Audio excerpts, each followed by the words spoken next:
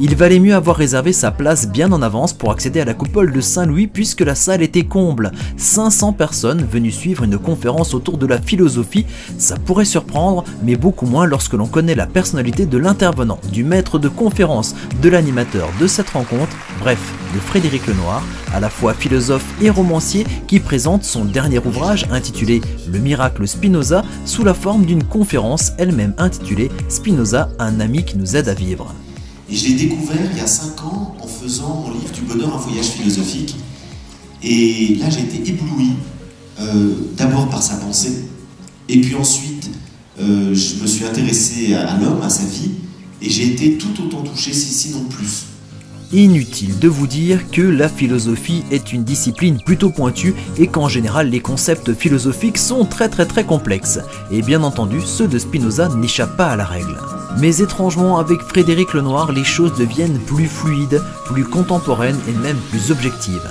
Seul sur scène, assis sur sa chaise et face à 500 regards, il nous embarque dans son univers en présentant un Spinoza dans son contexte, ses idées, ses concepts, son esprit visionnaire, ses contradictions et ses paradoxes. Bref, une leçon de philo comme on en aurait toujours rêvé au lycée. Spinoza, dirait mon ami Boris Cyrulnik, c'est un résilient. C'est quelqu'un qui a commencé par souffrir et par être blessé.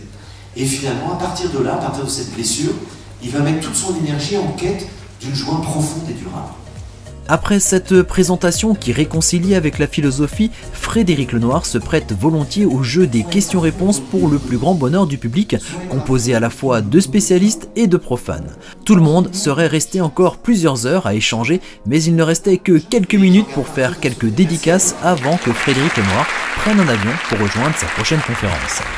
C'est un conférencier admirable, on suit sans aucune difficulté, il rend la philosophie, toutes ses idées, il les rend très accessibles à tout le monde, sans langage de bois, sans mots hermétiques.